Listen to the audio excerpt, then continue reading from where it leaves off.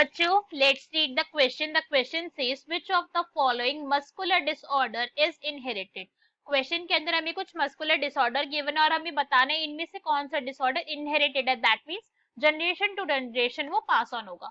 So now let's start the question. सबसे पहले हम क्वेश्चन को सॉल्व करने का की कॉन्सेप्ट देखते हैं. की कॉन्सेप्ट. तो क्वेश्चन को सॉल्व करने का की कॉन्सेप्ट क्या है हमारा कि हमें मस्कुलर डिसऑर्डर के बारे में पता होना चाहिए. जितने भी हमें यहाँ पे ऑप्शंस गिवन है अगर हमें उन सब के बारे में नॉलेज है तो हम बता सकते हैं यहाँ पे से कौन सा इनहेरिटेड डिसऑर्डर है कौन सा नॉन इनहेरिटेड है. तो स्टार्ट करते हैं. फर्स्ट हमें गिवन है टेटनी. अगर हम टेटनी की बात करें तो भाई टेटनी कैसा डिसऑर्डर है, ये नॉन इनहेरिटेड, ये इनहेरिटेड नहीं होता है. तो इसके केस के अंदर हम क्या बोल सकते हैं कि अगर ये आपको है या फिर हमारे फादर को है तो फिर हमारे आगे जनरेशन के अंदर ये पास नहीं होगा, इनहेरिट नहीं होगा. टेटनी के अंदर बेसिकली होता क्या है, यहाँ पे होती है रैपिड कंट्रैक्शन. जो मसल्स होती है वो बहुत ज्यादा जल्दी जल्दी कंट्रैक्शन करती है इस केस के अंदर टेटनी में. और ये होता किसकी वजह से, कैल्शियम की वजह से. कैल्शियम जो है हमारी बॉडी फ्लूइड के अंदर काफी ज्यादा लो हो जाता है. बॉडी फ्लूइड के अंदर जब भी क्या होगी, कैल्शियम की जो अमाउंट होगी वो काफी ज्यादा कम हो जाएगी. उस केस के अंदर रैपिड कंट्रैक्शन. नेक्स्ट हमें यहाँ क्या गिवन है, दैट इज मस्कुलर डायस्ट्रोफी. मस्कुलर डायस्ट्रोफी की अगर हम बात करें कि भाई ये किस टाइप का डिसऑर्डर है, तो ये तो हमें वर्ड ही बता रहा है कि मसल डिसऑर्डर है. तो ये कहाँ पे होता है, ये मसल्स में होता है. ये डिसऑर्डर अपने आप के अंदर एक इनहेरिटेड डिसऑर्डर है. This is the inherited one. Inherited से क्या मतलब हो गया कि भाई ये जनरेशन टू जनरेशन पास होगा. और इसके अंदर क्या होता है, यहाँ पे प्रोग्रेसिव डीजनरेशन होता है. प्रोग्रेसिव डीजनरेशन होता है यहाँ पे स्केलेटल मसल फाइबर का. प्रोग्रेसिव डीजनरेशन, ठीक है. दैट मीन्स प्रोग्रेसिव डीजनरेशन का मतलब कि बहुत फास्ट रेट के अंदर जो मसल फाइबर है वो डिग्रेड होने लगती है. नॉर्मल अगर हम बात करें मसल फाइबर नॉर्मल ह्यूमन के केस के अंदर भी डिग्रेड होंगी, टाइम के साथ एजिंग के साथ वीक होती है, मगर यहाँ पे बहुत ज्यादा प्रोग्रेसिवली मसल फाइबर जो है वो डिग्रेडेशन शो करती है.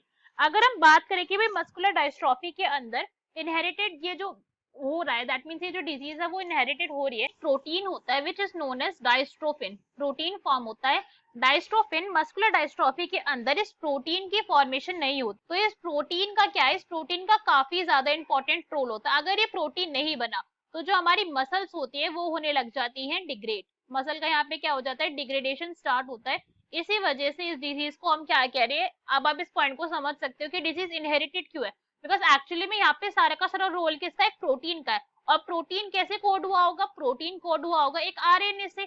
और आरएनए का जो हम बोल रहे हैं कि आरएनए से कोड हुआ होगा, दैट मीन्स जो यहाँ पे डीएनए प्रेजेंट था, डीएनए से ट्रांसलेशन हुई आरएनए से, आरएनए से बना प्रोटीन और प्रोटीन ही नहीं बन पा रहा है. इस वजह से क्या हो रहा है, डिजीज अपने आप के अंदर एक इनहेरिटेड डिजीज है. नेक्स्ट पॉइंट देखते हैं. नेक्स्ट हमें कौन से डिजीज गिवन है, दैट इज माइस्थेनिया ग्रेविस. अगर हम माइस्थेनिया ग्रेविस की बात करें कि भाई ये अपने आप में किस टाइप का डिसऑर्डर है, तो माइस्थेनिया ग्रेविस है एक ऑटो इम्यून डिसऑर्डर. कैसा डिसऑर्डर है ये, ऑटो इम्यून डिसऑर्डर है. ऑटो इम्यून डिसऑर्डर का क्या मतलब होता है कि इसके अंदर हमारी जो बॉडी है उसके सेल्स को पता ही नहीं चल रहा है कि वो खुद की बॉडी को हार्म कॉज कर रहा है, खुद की बॉडी को क्या है वो अटैक कर रहा है. तो यहाँ पे बेसिकली क्या होता है, हमारी बॉडी के अंदर जो एसिटाइल कोलिन के रिसेप्टर होते हैं, एसिटाइल कोलिन के रिसेप्टर के अगेंस्ट बॉडी क्या करती है, इससे क्या ऊपर अटैक करना स्टार्ट कर देती है. इसके अगेंस्ट बॉडी ने बनानी स्टार्ट कर दी एंटीबॉडी. इस एंटीबॉडी प्रोडक्शन की वजह से क्या होगा कि अब ये रिसेप्टर काम नहीं कर रहे हैं और जो नर्व इम्पल्स क्रिएट होना चाहिए था, जो नर्व सिग्नल यहाँ पे क्रिएट होता था और जिसका ट्रांसमिशन होता था, अभी नर्व सिग्नल का यहाँ पे ट्रांसमिशन नहीं हो पाता है.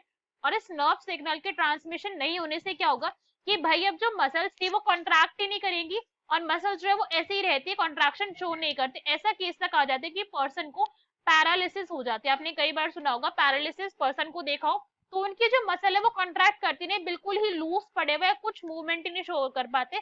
इसका रीजन ये है बिकॉज वहां पे एसिटाइल कोलिन को जो रिसेप्टर है उनके पास सिग्नल ट्रांसमिशन हो ही नहीं रहा है.